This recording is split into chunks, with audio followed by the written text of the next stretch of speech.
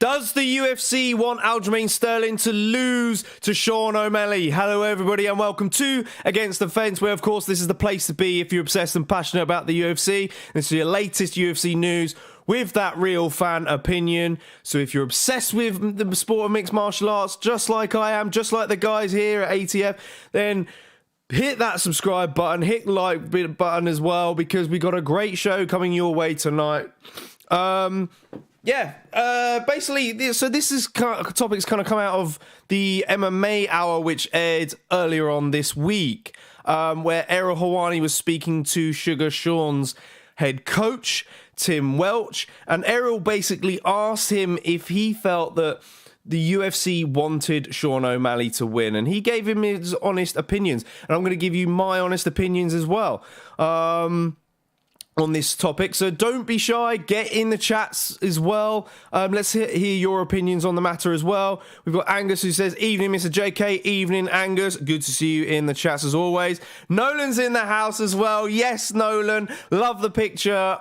You tagged us in wearing the ATF branding on the t-shirt there. Glad you like the goodies that we sent you, and I hope you are doing all well on this fine Friday. And of course Ash is in as well to get discussing, and good stuff. Share the love, guys. We'll get straight into this because it's kind of a topic that's got me really thinking. You know, is it obvious? Is it pretty clear? We maybe perhaps later on as well we can get into some other questions relating to the fight game itself as well. But let's talk about then Sean O'Malley and Aljamain Sterling, because that fight is going to happen in August. August 19th is the date. Quite excited about this fight.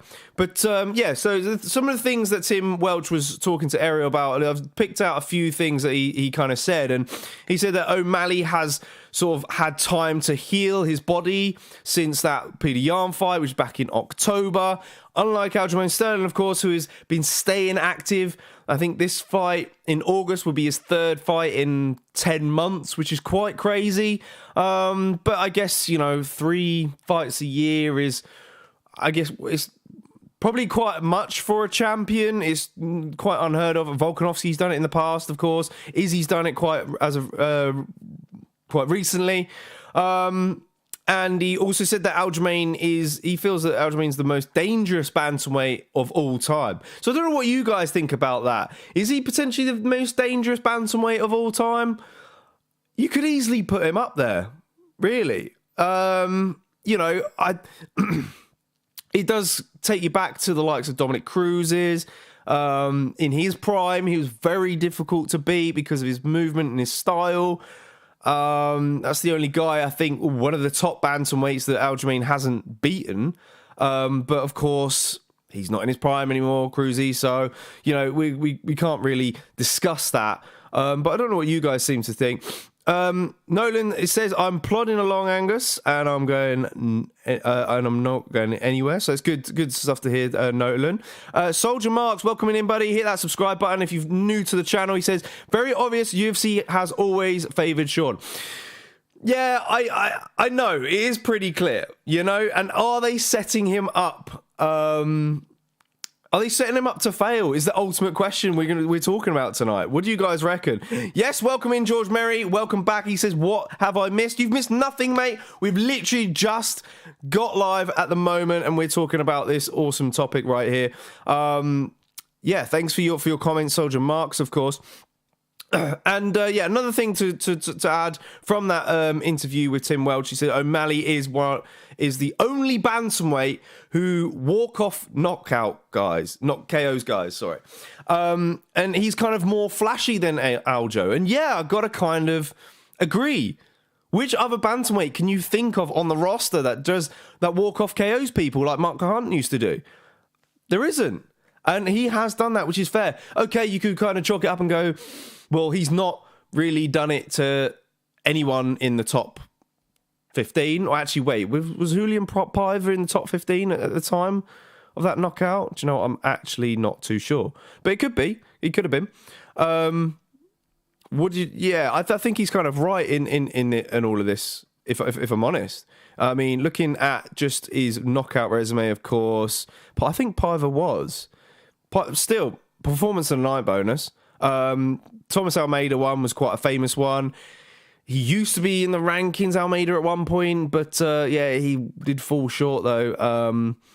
Can't really give him that. But look, okay, I don't want to discredit Sean O'Malley at all. Really, I shouldn't in this video. I do respect him as a fighter, and I think I've kind of warmed to him after watching that Pidian fight for a second time.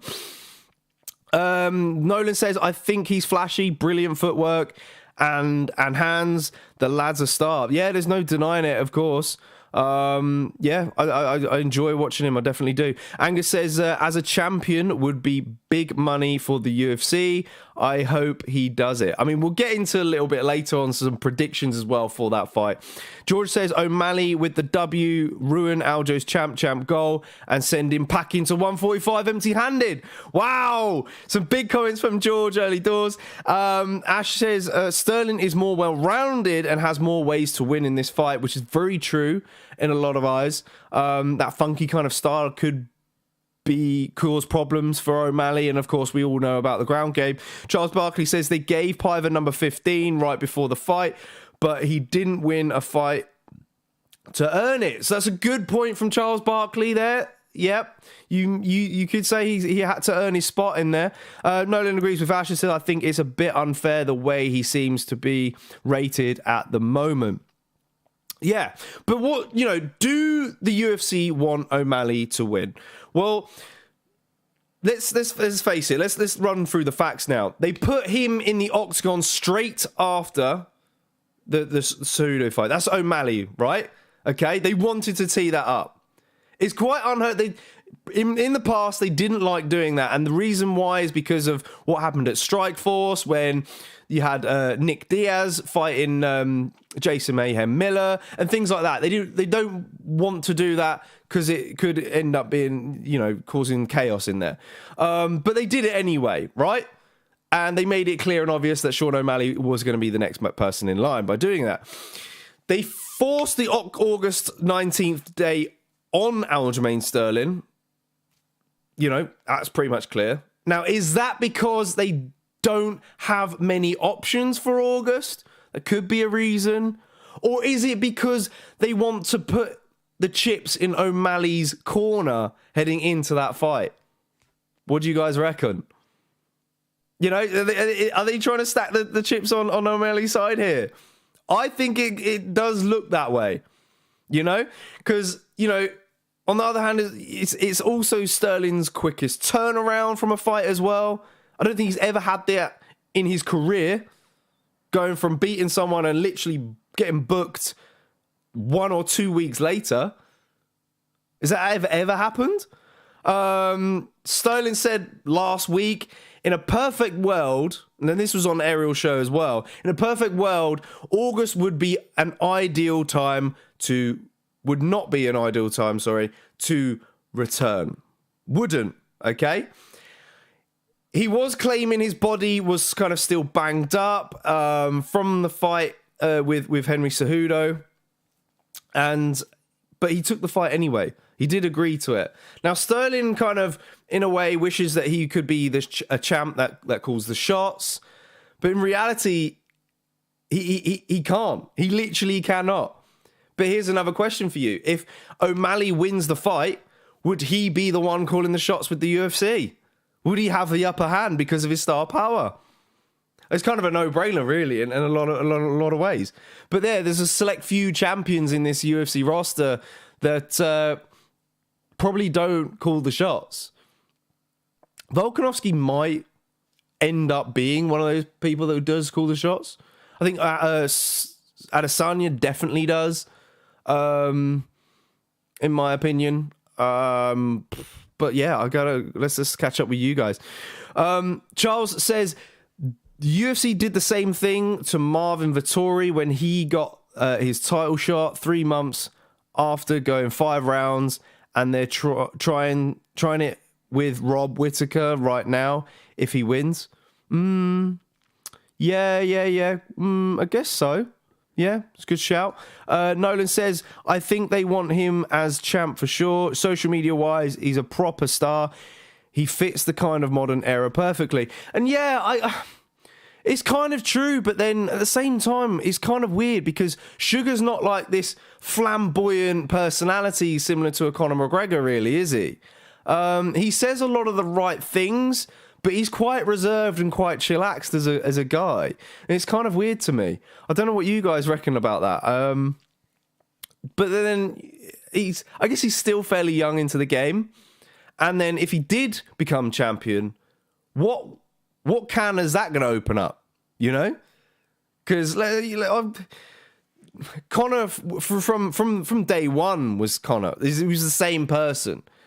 You know? Even before he got the belt, maybe he did kind of amp up a little bit when he did win the belt and when he started getting title shots a little bit, but the dial only moved by like 1 or 2 spots. Maybe we could see something different from Sean O'Malley if that was to happen. Soja Mark says, sucks for Aljo, but as Sean, you got to take advantage of the route the UFC is giving you. And that's damn straight as well. He has been given a good route, to be honest. He hasn't been handed easy fights by all means. But maybe ones that suit him better stylistically in a lot of ways. I mean, that Peter Yan fight, I did kind of cringe a little bit, and I thought Peter Yan was going to win. I was wrong in that. And I think that test alone kind of proves, especially against a former champion, but O'Malley kind of called for that fight in a lot of ways. So I don't know, actually. I'm kind of in 2 minds about that one. Nolan says it's also nothing new for the UFC to play favourites. No, you're damn right. We've seen it multiple times in the past. Multiple times. Although, when you say favourites, though, would you consider Adesanya a favourite? You could. Because on the other hand, they brought Alex Pereira in, who beat him in kickboxing. But at the same time, I guess on the flip side of that, is he didn't really have any other title challengers, so they had no choice but to bring him in. Ash says, it's bad as well. We all know Sterling has to cut weight a lot, and his body definitely needs time to recover. Yeah, it's true. And like I said before, it's stacking the chips in O'Malley's corner. That's what it is. Nolan says, as soon as they see how much money you can make them and how many eyes you bring, they will back you. And look, exactly, that's business at the end of the day. You can't deny it. They try and hide it, but it doesn't really work. George says, I feel O'Malley is the bigger draw in popularity with fans, although a lot being casuals. If he becomes champ, the bantamweight division will become bigger in my eyes. Yeah, and to be honest, I got to agree with you there, Sean. Chalking up some early predictions, I think, like, Aljamain should win that fight. On paper, he should beat O'Malley, but I do hope that O'Malley wins, and that's because I feel that it is going to be better for the sport. It is going to bring more eyeballs potentially over, and I think O'Malley's smart enough in a way to bring in extra following from elsewhere, perhaps. You know, I do think that. And even Charles Barkley says O'Malley's personality is hair dye and weed alone. Yeah, exactly. You know, he's got the look. I wouldn't complain. Charles, yeah. So even George agrees with you there. Charles says, I still like him for his fighting style, but he's so bad on the mic. He lost a trash battle to Yan and needed a translator. Yeah, I guess that is one of those areas that Sean does kind of lack there. It is true. I mean, he's on his podcast, he's quite funny. He does come out with some good remarks, some witty remarks in there. But I guess maybe when it comes down to being on point and in the moment, is maybe a little bit difficult. UFC definitely favours Izzy, says Charles Barkley. Okay. Yeah, I mean, you can go back and forth on it. Damo's in the house. Yes, Damo, smash that like button, brother. He says Sean in 1. Wow. Mate, I would love to see it. I would love to see him snipe that that left hand of his. But I guess another question throw your guys' way is, what if Sterling pulls out of the fight? You know, because he said that his body is a little bit, you know, he's had a little bit wear and tear over these past few months. Could he end up pulling out closer to the time?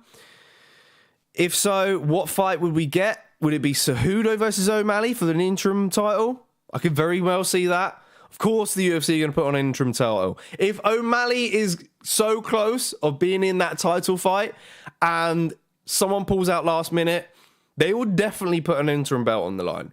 Because if O'Malley wins, it's going to make that even bigger later on down the line. And of course, you know, same thing happened with Conor McGregor, didn't it? You know, he became the interim champion after beating Chad Mendes, and then that hyped up the Aldo fight even more so. But you know, this is kind of things that's coming in from O'Malley, and he said in his podcast that, you know, Cejudo's been begging to be the backup for this fight because he doesn't think that Sterling will show up. And again, like, if Cejudo is backup, he beats O'Malley, then he's straight back in there. And yes, that fight with Aljo was very close. Some felt that Cejudo won the fight. Some felt that Sterling won the fight. So maybe, perhaps, Cejudo would be warrant of a decent, you know, another crack at Aljamain. I wouldn't be mad at it because it was a very close contest and it was a very entertaining fight. However, I would rather see Sean O'Malley versus Aljamain Sterling, in my opinion. Interim versus Sanhagen, says George Merry. Look, I'm a Sanhagen fan myself, and look, I would love to see that as well if Sanhagen's able to, you know, make a case for it, but I think it's a little bit difficult, to be honest. Ash says Frankie versus Sean. Of course, he's going to say that. Interim with Henry, says Nolan, so he's all for that as well.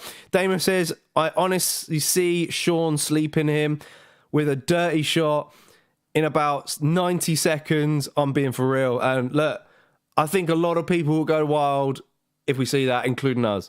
Look, I don't dislike either of these guys. I think they're both fun in their own little way. People, I think, still dislike Sterling in a lot of ways because of what happened in that Peter Yan fight. It's kind of a bit knock-on effect, and maybe they find him as a person a little bit cringy, but you gotta give him some credit, you know, from beating Peter Yan the second time around and just kind of evolving as a champion as he's gone on. I've really been impressed with that, and I think people need to, haters need to kind of open their eyes a little bit and give him some respect. Charles Berkeley says, you ever seen the clip from Tough when Matt Serra made fun of Rich Franklin for suggesting taking a knee in fights to avoid kicks? And now Aljo does that every fight. Whoa, man, Charles giving him some stick here. I mean, yeah, you can see he is baiting his head, and there's a lot of ways he is like he's waiting for it in a way. You know, he did it against Cejudo, didn't he? Where he was just kind of bobbing his head side to side. But I think it's quite an effective way, I think, of perhaps preventing the guy from taking you back in a lot of ways, and maybe finding an opening to get back to your feet in those positions. Damien says that now I think they will run it back and Aljo will win, but this fight, I think Sean gonna make him go night-night. Ooh. Okay, so that's an interesting take from Damo. I guess Damo thinks that Cejudo's had better days and he's kind of not the same. And yeah, I can kind of see that from his last performance. I guess the ultimate question is, what can Cejudo do to really bring out the fire in another fight, really? Would we see a better Henry Cejudo? That's the ultimate question. Because if we don't and he falls short again, then you've got to be looking at retirement, right? It's not worked out, this whole coming back malarkey. Ash says, don't forget to like the video, you legends. Absolutely, indeed. Don't forget, guys. Charles Barkley says, it's just ironic that Sarah Aljo's coach made fun of Franklin for it. Oh, it's true. That is very true, Charles. Yeah, maybe he's made some words put some words in his ear about that in previous, even though Sarah, I don't think, was in Aljo's corner for that fight, actually. Because Matt Serra was trying to avoid getting COVID as much as possible. But I guess for Aljamain then, if he was to get the job done, what would his game plan be? Because, well, to be fair, people's game plans for O'Malley has kind of been the same every single time. It's kind of just pressure him towards the cage and shoot for takedowns. And in a way, you see in O'Malley's performances, he's really adapted to that approach that his opponents bring. And we did see that in the PDR fight. Yes, PDR was successful in getting the takedowns, but he wasn't able to be that effective. Can Sterling get O'Malley down and keep him down and be effective? I think so, because I think Sterling he's clearly got better jiu-jitsu than Peter Yan. Yes, Peter Yan's size wasn't great. Didn't line up well with Aljamain Sterling. But Peter Yan's technically brilliant. I do think that. I think he's one of the best bantamweights clearly in the world. He's well-rounded, that's for sure. I think the size of Aljo, his strength as well, is going to be a lot different to what O'Malley's fought before. So it's going to be very interesting to see how O'Malley's able to deal with it. Should it end up that way, of course, Damo thinks it's going to end in 90 seconds. I think if you're a Sean O'Malley fan, you've got to really hope that Aljamain struggles with that weight cut and he is able to land flush. Of course, we have seen Aljamain get knocked out before. That was against Marlon Moraes. That was some time ago now. So, yeah, there's a lot chalking up for this main event. I'm really excited about it. Dislike the... Damo, come on, Damo. Play fair. George says, Aljo only wants this fight so that he isn't forced to fight Merab, and if he wins, he goes straight for the 145 champ. But then if Rodriguez beats Alex, they'll rematch. It'll hold up the division. That is very true, George. And I guess in a lot of ways, fight fans have got to hope that Volkanovski wins that fight, because Volkanovski versus Aljamain Sterling, should Sterling beat O'Malley, would be one hell of a fight, a main event. Look, Volk's very good in these kind of scenarios, really, these dream fights, so to speak. But I think Volk beats Rodriguez. I really do. And yeah, fingers crossed that Merab, it opens up things for Merab. Haven't mentioned Merab's name for stepping in and filling in for Sean O'Malley, because for Sterling, sorry, because I just don't think it's going to happen. I don't think he's going to do that, because then the UFC would be forced, and then if it's either that or just Sterling just goes, all right, okay, I pulled out of the fight, I'm going to 145 after this, sod it. That could happen. Could you imagine Merab versus Sterling, says Ash? I can't. I think they're too buddy-buddy. I honestly do. And I don't think it'll be an entertaining fight. Charles says, UFC can't force Merab and Aljo to fight. Neither guy would sign the contract. Hey, brothers. Yeah. It's we've seen it so many times in the past, haven't we? People just not going to do that. Ash says, hey, probs. They probably would strip Aljo because he wouldn't accept. Ooh, maybe there's a bit of that in there as well. George says, and strip Aljo and Merab doesn't get a chance at UFC maths. I mean, we were talking about maths and science in his video the other day on Instagram. Damien says, Volk versus Sterling won't be close. He out-strength Islam. Sterling will be like a little baby to him. Wow, that's a good point from Damo as well. Yeah, you got to give Volk the edge in that one. Ash says, so many matchups. What happens if Volk does go 155 again? Aljo versus who for 145? Max Holloway. Opens things up for Max again, doesn't it? Because he's sitting at the top of the mountain and he's not letting any contender come through. So, as soon as Volk decides to move up and stay up, then that's Max all over again, opening up for opportunities. So, yeah, I mean, what do you guys reckon? Of course, I think the striking edge would probably give to O'Malley, of course, against Sterling. There's no doubt about that. Jiu-Jitsu would be to Sterling. And, of course, the guys will break it down a little bit further on in the breakdown show later on in August. But they're just to the edges. I think cardio would be quite interesting. Maybe favour Sterling in that one. Power you could probably give to O'Malley. But yeah, my prediction, I think, of course, if Sterling's going to win, would Sterling win? It's probably be a decision. He's going to ride his back for as long as possible. Because Sterling, he needs to get some submission finishes. He really does. I think, because it'd be another excuse for fight fans to lay on him, really, so to speak. Pun unintended, because it'd just be another excuse to be like, well, you know, you're not a great champion because you're not finishing fights. I think people are going to find these excuses from anywhere. George says Volk used to be 15 stone of midget mass. It's ridiculous. He's too strong, and that's a good point. From George, people underrate Aljo. He would have a chance versus Volk. He's from Strong Island. Okay, all right. So Charles goes opposite on that one. Interesting stuff, Charles. Okay, cracking stuff, guys, in the chats. The chats have been absolute fire tonight. If you've not done so already, hit that subscribe button. And, of course, don't forget to hit this like on the video, because, you know, it does us wonders over here in ATF. Well, you know, this is... I don't know how you guys are finding Fight Week at the moment. I mean, not Fight Week. Not Fight Week. Finding a week without a fight is kind of awkward, isn't it? I mean, we've still got plenty of content to come your way.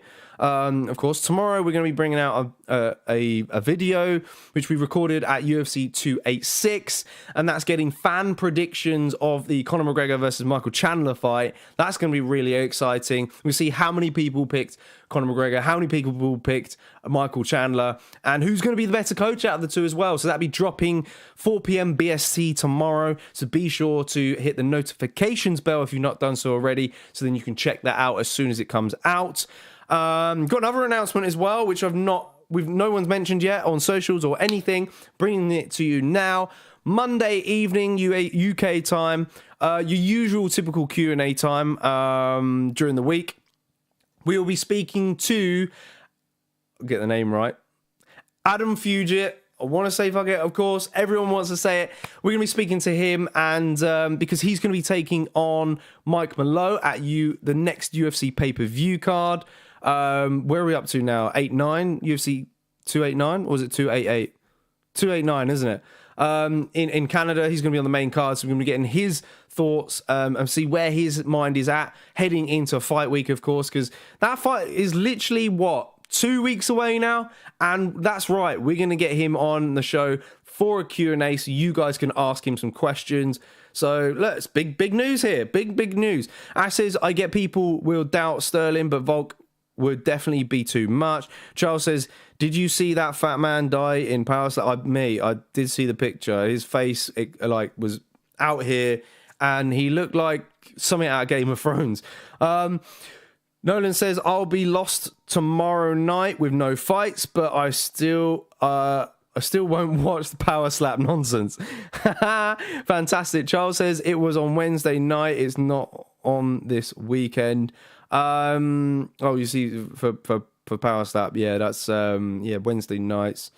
Unreal stuff. But yeah, guys, make sure that you've got the notifications bell, because that Q&A on Monday night should be a blast. Can't wait to bring you guys that. And we've got some more content as well coming your way. Of course, next weekend's watch along will be Kai France versus Albazi.